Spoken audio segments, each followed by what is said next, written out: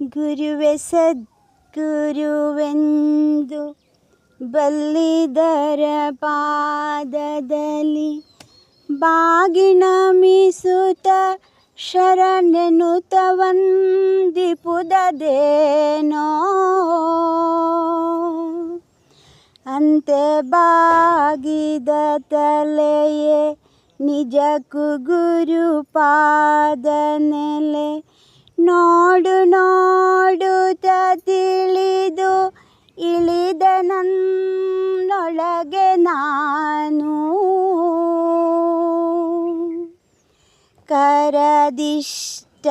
ಕರದಿಷ್ಟಲಿಂಗವೇ ಆ ಗುರುಪಾದ ಮಾನು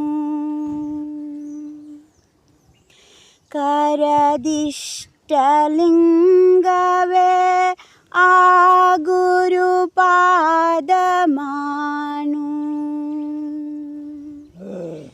ಪ್ರಿಯಕರನ ಅರಸುತ್ತ ಬಲು ಸ್ನೇಹದಿಂವರಗಿ ಕೇಳುತ್ತಲಾತನೆದೆ ಬಡಿತದಲೆ ವಿರಮಿಪುದದೇನೋ ಅಂತೆ ವರಗುತ ಕರಗಿದೆನ್ನದೆಯ ಬಡಿತದಲೆ ಶಿವನಿರವಣರಿಯುತ್ತ ಉಳಿದ ನನ್ನೊಳಗೆ ನಾನು ಪ್ರಾಣಲಿಂಗ ಪೂಜೆಯೊಳಿದನೆ ಕಾಣು ಪ್ರಾಣಲಿಂಗ ಪೂಜೆಯೊಳಿದನೆ ಕಾಣು ನಾನೇ ಗಳಿಸಿದ ಅನ್ನ ನಾನು ಉಣ್ಣುವ ಮುನ್ನ ಹಂಚಿಕೊಳ್ಳುತ್ತ ಕೂಡುವ ಹಂಬಲವಿದೇನೋ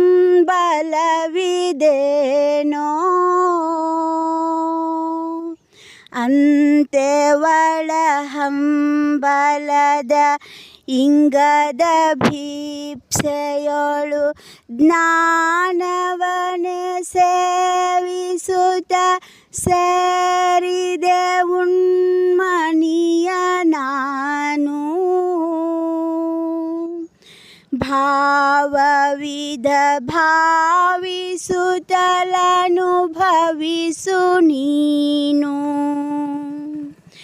ಭಾವವಿಧ ಭಾವಿಸುತ್ತಲನುಭವಿಸು ನೀನು ಗುರುಲಿಂಗ ಜಂಗಮ ಮೂರ್ತಿಯನಿಸುವ ಯಂತ್ರ ಮೃತ್ಯುಂಜಯ ಮಂತ್ರ ಸಹಜತೆಯ ತಂತ್ರವಿದು ಸತ್ಯಮೇಧಾವಿಯ ಸಮರಸತೆಯ ಸಾರಭಾನು ಅಮೃತಾನುಭೂತಿ ಚೈತನ್ಯ ವಿಭೂತಿ ನೀನು ಅಮೃತಾನುಭೂತಿ ಚೈತನ್ಯ ವಿಭೂತಿ ನೀನು ಚೈತನ್ಯ ವಿಭೂತಿ ನೀನು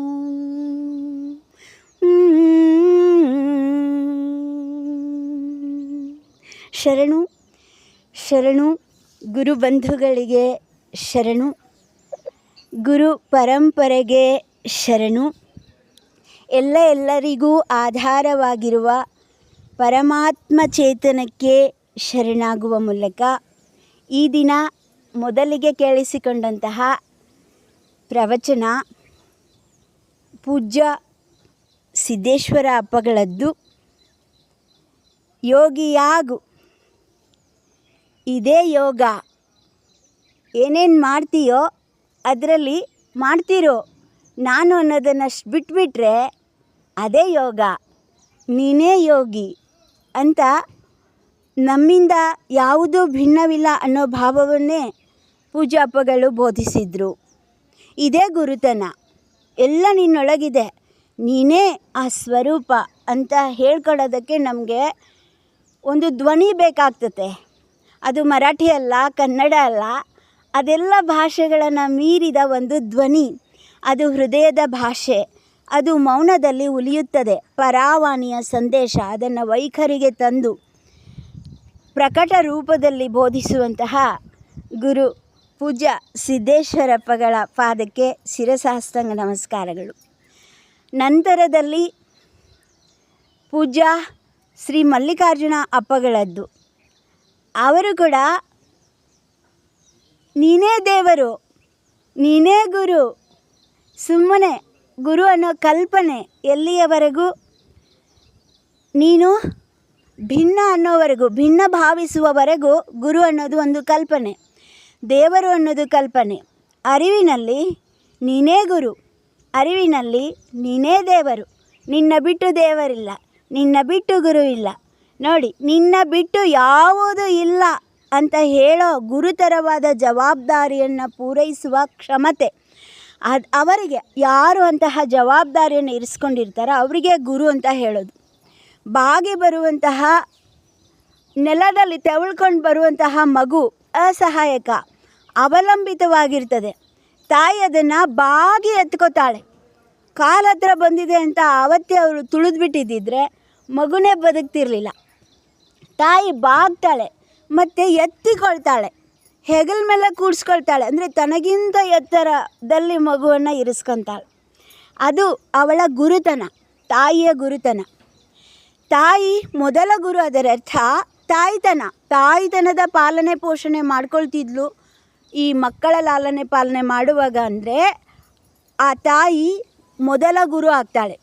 ಆ ತಾಯ್ತನದ ಪ್ರಜ್ಞೆಯ ವಿಸ್ತಾರದಲ್ಲಿಯೇ ನಮಗೆ ದೀಕ್ಷಾಗುರುಗಳು, ಶಿಕ್ಷಾಗುರುಗಳು, ಮೋಕ್ಷಾಗುರುಗಳು, ಅಸಂಖ್ಯಾತ ಗುರುಗಳ ಒಂದು ದೊರಕೊಳ್ಳುವಿಕೆ, ಅವರ ಕರುಣೆಯನ್ನು ನಾವು ಪಡೆದುಕೊಳ್ಳುವಿಕೆ, ಇದೆಲ್ಲವೂ ಸಂಭವಿಸುತ್ತದೆ. ಅಂದರೆ ತಾಯಿ ಗರ್ಭದಲ್ಲಿರುವಾಗ ಮಗುವಿಗೆ ತಾಯಿ ಉಸಿರನ್ನು ಮತ್ತು ಆಹಾರವನ್ನು ಕೊಡುವಂತೆ ತಾಯ್ತನದ ಗರ್ಭದಲ್ಲಿ ಈ ಗುರುವಿನ, ದೇವರ, ಶಾಸ್ತ್ರಗಳ ಎಲ್ಲ ಕರುಣೆ, ಶ್ರೋತ್ರಿಯತೆ ಇರ್ಬೋದು, ಬ್ರಹ್ಮನಿಷ್ಠತೆ ಇರ್ಬೋದು, ಎಲ್ಲವೂ ಕೂಡ ಹೊಟ್ಟೆನಲ್ಲಿರುವಾಗ ತಾಯಿ ಹೇಗೆ ಉಸಿರು ಆಹಾರ ಕೊಡ್ತಾಳೋ ಹಾಗೆ ತಾಯ್ತನದ ಆ ಪ್ರಜ್ಞಾ ಗರ್ಭದಲ್ಲಿ ಈ ಬ್ರಹ್ಮನಿಷ್ಠತೆ, ಶ್ರೋತ್ರಿಯತ್ವ, ಗುರು ದೇವ ಕರುಣೆಗಳೆಲ್ಲವೂ ಕೂಡ ಸಹಜವಾಗಿ ಪ್ರಾಪ್ತವಾಗುವಂತಹ ಒಂದು ವ್ಯವಸ್ಥೆ ಈ ಪ್ರಕೃತಿಯಲ್ಲಿಯೇ ಇದೆ. ಪರಮಾತ್ಮನ ಅಧ್ಯಕ್ಷತೆಯಲ್ಲಿ ಪ್ರಕೃತಿಯಲ್ಲಿಯೇ ಇದೆಲ್ಲ ನಡೀತಾ ಇದೆ. ಹೇಗೆ ವ್ಯಷ್ಟಿನಲ್ಲಿ ತಾಯಿ ಮಗು ಸಂಬಂಧವೋ ಹಾಗೆ ಸಮಷ್ಟಿನಲ್ಲಿ ಪ್ರಕೃತಿಯ ಸೂಕ್ಷ್ಮ ಆಯಾಮಗಳಲ್ಲಿ ಗುರು, ಶಿಷ್ಯ, ದೇವ, ಭಕ್ತ ಎನ್ನುವ ಆಯಾಮಗಳು ಇಷ್ಟೇ ಸ್ಪಷ್ಟ. ತಾಯಿ ಮಗು ನಮಗೆ ಹೇಗೆ ಸ್ಪಷ್ಟವಾಗಿ ಕಣ್ಣಿಗೆ ಕಾಣಿಸ್ತಾರೆ, ದಿನೇ ದಿನೇ ಅದು ಬೆಳೆಯೋದು, ಮಾತಾಡೋದು ತನ್ನ ಮಟ್ಟಕ್ಕೆ, ಮಗು ತಾಯಿ ಆಗುವಂತಹ ಮಟ್ಟಕ್ಕೆ ಬೆಳೀತದೆ, ತಂದೆ ಆಗುವ ಮಟ್ಟಕ್ಕೆ ಬೆಳೀತದೆ, ಎಲ್ಲವೂ ಹೇಗೆ ಪ್ರತ್ಯಕ್ಷವೋ ಹಾಗೆ ಪ್ರಕೃತಿಯ ಪರಾಪ್ರಕೃತಿನಲ್ಲಿ ಆ ತಾಯ್ತನದ ಪ್ರಜ್ಞಾಗರ್ಭದಲ್ಲಿ ಈ ಗುರು, ಶಿಷ್ಯ, ದೇವ, ಭಕ್ತ ಅನ್ನೋದು ಕೂಡ ಅತ್ಯಂತ ಸುಸ್ಪಷ್ಟ. ಇದಿನ್ನೂ ಅಸ್ಪಷ್ಟ ಇರ್ಬೋದು. ಒಂದಿನ ತಾಯಿ ಮಗು ಬೇರೆ ಆಗ್ಬೋದು, ಅಥವಾ ಮಗು ಇದ್ದದ್ದು ತಾಯಿಗೆ ತಾಯಿ ಅನ್ನದೇ ಹೋಗ್ಬೋದು, ಗೌರವಿಸದೇ ಹೋಗ್ಬೋದು. ಇಲ್ಲಿ ಹಾಗೆ ಆಗೋದಿಲ್ಲ. ಪರಾವಲಯದಲ್ಲಿ ಹಾಗೆ ಆಗೋದಿಲ್ಲ. ಒಂದು ಸಲ ಅರಿವಿನ ಕಿಡಿ ಹೊತ್ತಿಕೊಂಡ ಬಳಿಕ ಇಲ್ಲಿ ಬೆಂಕಿಯ ಕಿಡಿ ಆರ್ಬೋದು, ಒಂದಿಷ್ಟು ಗಾಳಿ ಬಂದರೆ ಆರ್ಬೋದು ಭೌತಿಕದಲ್ಲಿ, ಸ್ಥೂಲದಲ್ಲಿ. ಆದರೆ ಗುರು ಎನ್ನುವ ಅರಿವಿನ ಕಿಡಿ ಒಂದು ಸಲ ಹೊತ್ತಿಕೊಂಡ ಬಳಿಕ ಆಧ್ಯಾತ್ಮಿಕ ಜೀವನದಲ್ಲಿ ಪ್ರವೇಶವಾದ ನಂತರ ಅದು ಯಾವತ್ತೂ ನಂದದಂತಹ ದೀಪ. ಅದಕ್ಕೆ ನಂದಾದೀಪ ಅಂತ ಹೇಳೋದು. ಅದು ನಂದುವುದೇ ಇಲ್ಲ. ಅಂದರೆ ಎಷ್ಟೇ ಆಘಾತಗಳಾಗಲಿ, ವೈಮನಸ್ಸುಗಳು ಬರಲಿ, ಬೆಟ್ಟದಷ್ಟು ಆಪತ್ತಿಗಳು ಬರಲಿ, ಆ ಗುರು ಶಿಷ್ಯ ಸಂಬಂಧ ವಿಸ್ತಾರವಾಗುತ್ತಲೇ ಹೋಗುತ್ತದೆ. ಗುರುವಾದರೂ ಶಿಷ್ಯನ ಬಳಿ ಬರಬೇಕು, ಶಿಷ್ಯನಾದರೂ ಗುರುವಿನ ಬಳಿ ಬರಬೇಕು. ಒಟ್ಟಿನಲ್ಲಿ ಆ ಸಂಬಂಧ ಯಾವತ್ತೂ ಘಟಿತವಾಗುವುದಿಲ್ಲ. ಅದಕ್ಕೆ ಅದನ್ನು ಪಾರಮಾರ್ಥ, ಅದನ್ನು ಸಹಜವಾಗಿ ಇರುವಂಥದ್ದು, ನಮ್ಮ ಸ್ವರೂಪದಲ್ಲಿ ಸಹಜವಾಗಿ ನಡೆದುಕೊಂಡು ಹೋಗುವಂಥದ್ದು. ಅದಕ್ಕೆ ಮಗು ಮಾಡಬೇಕು, ನಾನು ತಂದೆ ಆಗಬೇಕು, ತಾಯಿ ಆಗಬೇಕು ಅನ್ನೋ ವಾಸನೆಯನ್ನು ನಾವು ಎಷ್ಟು ಪಾಲನೆ ಪೋಷಣೆ ಮಾಡ್ತೀವೋ, ಅದೇ ಒಬ್ಬ ಸನ್ಯಾಸಿ ಆಗಬೇಕು, ಪರಮಹಂಸ ಅನಿಸ್ಕೊಳ್ಬೇಕು, ಪರಿವ್ರಾಜಕ ಆಚಾರ್ಯ ಆಗಬೇಕು ಅಂತ ಅಂದಾಗ ಅದರಲ್ಲೇನೈತೆ, ಮಕ್ಕಳೈತೆ, ಮರಿ ಐತೆ, ಹಿಂದೈತೆ, ಮುಂದೈತೆ, ಏನೈತೆ ಅಂತ ಮಾತಾಡ್ಕೊಳ್ತಾರೆ ಅಂತ ಪೂಜ್ಯ ಮಲ್ಲಿಕಾರ್ಜುನಪ್ಪಗಳು ಸಹಜವಾಗಿ ಹೇಳಿದರು. ನೋಡಿರಿ, ಈ ವಾಸನೆಗಳು ನಮಗಿದೆ. ಮನೆ ಮಾಡಬೇಕು, ಮಠ ಮಾಡಬೇಕು, ಬಂದು ಬಳಗ ಮಾಡ್ಕೋಬೇಕು, ಸಂಪತ್ತು ಮಾಡ್ಕೋಬೇಕು, ಮಕ್ಕಳು, ಈ ವಾಸನೆಗಳಲ್ಲಿ ನಾವು ಸುತ್ತುವರ್ಕೊಂಡಿದ್ದೇವೆ. ಇದಕ್ಕೆ ನಮಗೆ ನೀಚ ವಾಸನೆಗಳು ಅಂತ. ಆದರೆ ಗುರು, ಶಿಷ್ಯ, ಸನ್ಯಾಸ, ಪರಮಹಂಸ, ಪರಿವ್ರಾಜಕ, ಆಚಾರ್ಯ, ಈ ಜ್ಞಾನ ಇದೆಲ್ಲ ಇದೆಯಲ್ಲ, ಇದು ಶ್ರೇಷ್ಠ ವಾಸನೆಯೇ ಎಲ್ಲವೂ ಪ್ರಕೃತಿಯ ಅಂತರ್ಗತವಾಗಿ ನಡೆಯುವಂಥದ್ದು. ಇದು ನೀಚ ಪ್ರಕೃತಿ. ಅನೇಕ ವಾಸನೆಗಳು, ಶ್ರೇಷ್ಠ ವಾಸನೆಗಳು, ಅದು ಒಂದೇ ವಾಸನೆ, ಅದು ಶ್ರೇಷ್ಠ ವಾಸನೆ, ಅದು ಶುದ್ಧ ಪ್ರಕೃತಿ. ಅಲ್ಲಿ ಪಾರಾಗೋದಕ್ಕೆ ಅವಕಾಶ ಇದೆ, ಮುಕ್ತಿಯ ಭರವಸೆ ಇದೆ. ಇಲ್ಲಿ ಬಂಧನ, ದುಃಖ ಇದೇ ತುಂಬಿಕೊಂಡಿದೆ ನೀಚ ಪ್ರಕೃತಿಯಲ್ಲಿ, ಅನೇಕ ವಾಸನೆಗಳಲ್ಲಿ. ಆದರೆ ಶ್ರೇಷ್ಠ ವಾಸನೆಯಲ್ಲಿ ಅಲ್ಲಿ ಮುಕ್ತಿಯ ಭರವಸೆ ಇದೆ, ಚಿತ್ತ ಶೋಧನೆ ಇದೆ, ಮುಕ್ತಿಯ ಸಾಧನೆ ಇದೆ. ಅದಕ್ಕೆ ಅದನ್ನು ನೆನಪು ಮಾಡ್ಕೋಬೇಕು. ನಾವು ಅನೇಕ ವಾಸನೆಗಳಿಂದ ಸುತ್ತುವರೆದಿರ್ತೀವಲ್ಲ, ವರ್ಷಕ್ಕೊಮ್ಮೆ ಆದರೂ, ಇದೆಲ್ಲ ಕರ್ಮಿಗಳಿಗೆ. ಗುರುಪೌರ್ಣಿಮೆ ವರ್ಷಕ್ಕೊಮ್ಮೆ ಅನ್ನೋದು ಕರ್ಮಿಗಳಿಗೆ. ಇದು ಧರ್ಮ ಅಲ್ಲ. ಧರ್ಮ ಅದು ನಿರಂತರವಾಗಿ ಪ್ರತಿನಿತ್ಯ ಸಂಜೆ ನಾನು ಚಿಂತನೆ ಮಾಡಬೇಕು, ಗುರುಸ್ಮರಣೆ ಮಾಡ್ಕೊಳ್ಬೇಕು, ಗುರುವಿನ ಶ್ರವಣ ಮಾಡಬೇಕನ್ನೋದು. ಪ್ರತಿ ಸಂಜೆ ಅಸ್ತಮಾನವೂ ಕೂಡ ಪೌರ್ಣಿಮೆ. ಯಾರಿಗೆ? ಧರ್ಮಿಗೆ. ಪ್ರತಿ ಬೆಳಗಿನ ಬ್ರಹ್ಮಿ ಮುಹೂರ್ತ ಅದು ಶಿವರಾತ್ರಿ, ಅದು ಧರ್ಮಿಗೆ.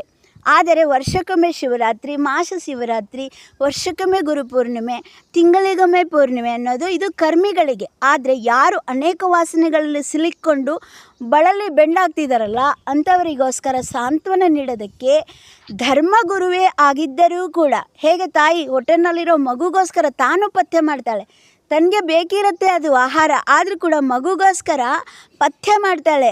ಮಗು ರೋಗಿ ಇದ್ದರೆ ರೋಗಿಯ ಆಹಾರವನ್ನೇ ತಾನು ತಗೊಳ್ತಾಳೆ.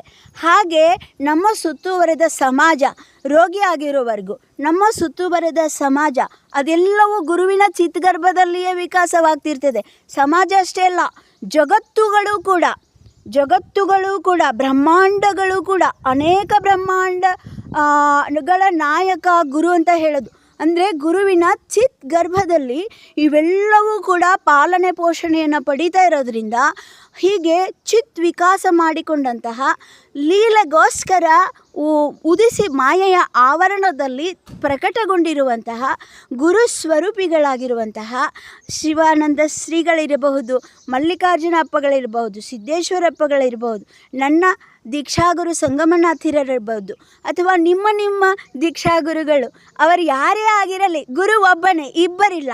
ಗುರು ಎಷ್ಟು ದೊಡ್ಡವನೆಂದರೆ ನನ್ನ ಗುರು ನಿನ್ನ ಗುರು ಅನ್ನೋದಕ್ಕೆ ಅಲ್ಲಿ ಇಂಬಿಲ್ಲ, ಅಥವಾ ಗುರು ದೊಡ್ಡವ ನಾನು ಸಣ್ಣವ ಅನ್ನೋದಕ್ಕೂ ಇಂಬಿಲ್ಲ. ಅಲ್ಲಿ ನಾನು ಇಲ್ಲ ಆಗಿರೋದ್ರಿಂದ ಗುರು ಎಷ್ಟು ದೊಡ್ಡವ ಅಂದರೆ ಅಲ್ಲಿ ಇನ್ನೊಂದು ಇಲ್ಲವೇ ಇಲ್ಲ, ಅಷ್ಟು ದೊಡ್ಡವ. ಅದು ಒಂದು ಧ್ವನಿ, ಗುರು ಎನ್ನುವುದೊಂದು ಧ್ವನಿ. ಆ ಧ್ವನಿ ಯಾವ ದಿಕ್ಕಿನಿಂದ ಬಂದರೂ ಕೂಡ ಅದನ್ನು ನಾವು ಸದಾ ಕೇಳಿಸಿಕೊಳ್ಳುತ್ತಲಿರಬೇಕು. ಅದೇ ಶಿಷ್ಯತ್ವ, ಆಲಿಸುವಿಕೆ. ಮತ್ತು ಏನನ್ನು ಕೇಳುವುದರಿಂದ ಅದು ನಮ್ಮನ್ನು ತನ್ನಂತೆ ಮಾಡಿಕೊಳ್ಳುತ್ತದೆಯೋ ಅದು ಪರಮತತ್ವವಾಗಿರುತ್ತದೆ. ಆ ಪರಮತತ್ವವೇ ಗುರುವಾಗಿರುವಾಗ ಅಲ್ಲಿ ಪರಾವಾಣಿಯೇ ಸ್ಪಂದಿಸುತ್ತಿರುವುದರಿಂದ ಅದು ಏನು ಹೇಳುತ್ತದೆಯೋ ಅಂತೆ ನಾವು ನಡೆಯುವಂತೆ ಮಾಡುವ ಶಕ್ತಿಯಿಂದ ಸಂಪನ್ನವಾಗಿರುವುದರಿಂದ ಅದನ್ನು ಗುರುವಾಣಿ, ಪರಾವಾಣಿ ಅಂತ ಕರೆಯಲಾಗ್ತದೆ. ಹೀಗೆ ಸಾಮರಸ್ಯದಲ್ಲಿ ಒಂದು ಕ್ಷಣ ಮತ್ತು ಯಾಕೆ ನಮ್ಮ ಗುರುಗಳನ್ನ ಕೇಳ್ತಿದ್ದೆ ನಾನು, ಸಂಗಮನಾಥರನ್ನು ನೋಡಿ, ಜ್ಞಾನದಲ್ಲಿ ಗುರು ಇಲ್ಲ, ಶಿಷ್ಯ ಇಲ್ಲ ಅಂತ ಹೇಳ್ತಾರೆ. ನಿರ್ವಾಣ ಷಟ್ಕದಲ್ಲಿ ಬರ್ತತೆ ನೋಡಿ, ಮೃತ್ಯುವಿಲ್ಲ, ಜನ್ಮವಿಲ್ಲ, ಆಮೇಲೆ ಪಾಪ ಇಲ್ಲ, ಪುಣ್ಯ ಇಲ್ಲ, ಧರ್ಮ ಇಲ್ಲ, ಕಾಮ ಇಲ್ಲ, ಮೋಕ್ಷ ಇಲ್ಲ, ಗುರು ಇಲ್ಲ, ಶಿಷ್ಯ ಇಲ್ಲ ಅಂತ ಹೇಳ್ತೀರಿ. ಮತ್ತೆ ಇದು ಯಾಕೆ ಗುರು ಪೌರ್ಣಿಮೆ ಅಂತ ಮಾಡ್ತೀರಿ, ಮತ್ತೆ ಎಲ್ಲ ಈ ಥರ ಹಬ್ಬಗಳನ್ನು ಯಾಕೆ ಮಾಡ್ತೀರಿ ಅಂತ ಕೇಳಿದಾಗ ಗುರುಗಳು ಹೇಳ್ತಿದ್ರು, ನೋಡು, ಜ್ಞಾನ ಆಗುವವರೆಗೆ ಗುರು ಬೇರೆ ಶಿಷ್ಯ ಬೇರೆ ಅಂತ ಭಿನ್ನ ಭಾವ ಇರ್ತತೆ. ಜ್ಞಾನವಾದ ಬಳಿಕ ಗುರು ಶಿಷ್ಯ ಅನ್ನೋರು ಇಬ್ಬರಿರುವುದಿಲ್ಲ. ಒಂದೇ ತತ್ವ, ಅದು ಎರಡಾಗಿ ಲೀಲೆಗೋಸ್ಕರ, ಅದು ಲೋಕವನ್ನು ತಾರಣೆ ಮಾಡುವುದಕ್ಕೋಸ್ಕರ. ಅಂದರೆ ಲೋಕದ ಜನರನ್ನು ಹೇಗೆ ನಮಗೆ ಈಜಕ್ಕಾಗಲ್ಲ, ಒಂದು ನಾವೇ ಇದ್ಬಿಟ್ರೆ ನಾವು ಕೂತ್ಕೊಂಡ್ಬಿಡ್ತೀವಲ್ವಾ, ಹಾಗೆ ಒಬ್ಬ ನಾವಿಕನಾಗಿ ಗುರು ನಾವೇ ತಗೊಂಡು ಬಂದಂಗೆ ಈ ಯಾರಿಗೆ ಸ್ವಂತ ಬಲವಿಲ್ಲ, ಶಕ್ತಿ ಇಲ್ಲ, ಕರ್ಮಿಗಳು, ದುಷ್ಟರು, ದುರ್ಬಲರು, ಆಮೇಲೆ ಪಾಪಿಗಳು, ಪತಿತರನ್ನೂ ಕೂಡ ಕರುಣೆಯಿಂದ ತನ್ನ ನಾವೇನಲ್ಲಿ ಕೂರಿಸ್ಕೊಂಡು ಹೋಗೋದಕ್ಕೆ ಆವಾಗ ಈಶ್ವರ ಗುರು ರೂಪದಲ್ಲಿ ಹೀಗೆ ಲೀಲೆಗೊಳ್ಳುತ್ತಾನೆ. ತಾನೇ ಗುರುವಾಗಿ, ತಾನೇ ಶಿಷ್ಯನಾಗಿ ಬಂದು ಲೀಲೆ ಮಾಡುವ ಮೂಲಕ ಅದರ ಜೊತೆಗೆ ತಾವಷ್ಟೇ ಉದ್ಧಾರ ಆಗೋದಿಲ್ಲ ಅವರು. ಆ ನೆಪದಿಂದ ನಾವೇ ಮತ್ತು ನಾವಿಕ ಇಬ್ಬರು ಹೇಗೆ ಬಂದು ನಾವೇ ತುಂಬ ಜನರನ್ನು ತುಂಬಿಸ್ಕೊಂಡು ಆಚೆ ದಡಕ್ಕೆ ಕರ್ಕೊಂಡು ಹೋಗ್ತಾರೋ, ಹಾಗೆ ಗುರು ಮತ್ತು ಶಿಷ್ಯ ನಾವೇ ಮತ್ತು ನಾವಿಕ ಅನ್ನೋ ರೂಪದಲ್ಲಿ ಬಂದು ಪತಿತರನ್ನು, ದುರ್ಬಲರನ್ನು, ಪಾಪಿಗಳನ್ನು, ಭಕ್ತಿ ಇಲ್ಲದವರಿಗೂ ಕೂಡ ಭಕ್ತಿಯನ್ನು ನೆಟ್ಟು ಬಿತ್ತಿ ಅದು ಅವರನ್ನು ಅಪ್ಪಿಕೊಂಡು ಎತ್ತಿಕೊಂಡು ಕರ್ಕೊಂಡೋಗೋಕ್ಕೆ ಸತಕಿ ನಾವಕ್ಕೆ ವಟಿಯ ಸದಗುರು ಭವಸಾಗರ ತರ ಆಯೋ. ಹಾಗೆ ನಮ್ಮ ಈ ಭವಸಾಗರದಿಂದ ದಾಟಿಸೋದಕ್ಕೆ ಆವಾಗ ಈಶ್ವರನೇ ಗುರು ರೂಪದಲ್ಲಿ ಬಂದು ಈ ರೀತಿ ಲೀಲೆ ಮಾಡುತ್ತಾನೆ. ಅಂದರೆ ಅಜ್ಞಾನದಲ್ಲಿ ಗುರು ಶಿಷ್ಯ ಇಬ್ಬರು ಇರ್ತಾರೆ, ಜ್ಞಾನದಲ್ಲಿಯೂ ಕೂಡ ಗುರು ಶಿಷ್ಯ ಸಂಬಂಧ ಹೇಗೆ ಮುಂದುವರಿತದೆ ಅಂದರೆ ಅಭಿನ್ನ ಭಾವದಲ್ಲಿ ಮುಂದುವರಿತದೆ, ಲೀಲೆಗೋಸ್ಕರ ಮುಂದುವರಿತದೆ, ಅದು ಕೇವಲ ಆನಂದಕ್ಕೋಸ್ಕರ ಮುಂದುವರಿತದೆ ಅಂತ ಗುರು ಸಂಗಮನಾಥರು ನನಗೆ ಹೇಳ್ತಿದ್ರು. ಅದನ್ನು ನಾವು ಅನುಭವಕ್ಕೆ ತಗೋಬೇಕು. ಅಜ್ಞಾನದಲ್ಲಿ ಭಿನ್ನ ಭಾವದಲ್ಲಿ ಗುರುಭಕ್ತಿಯೂ ಕೂಡ ಅನಿವಾರ್ಯ. ಆಮೇಲೆ ಜ್ಞಾನದಲ್ಲಿ ಗುರು ಶಿಷ್ಯ ಅನುಸಂಧಾನ ಅದು ಅವಶ್ಯಕತೆ. ಒಂದು ಕರ್ಮ ಅನಿವಾರ್ಯ, ಇನ್ನೊಂದು ಧರ್ಮ ಅದು ಅವಶ್ಯಕತೆ.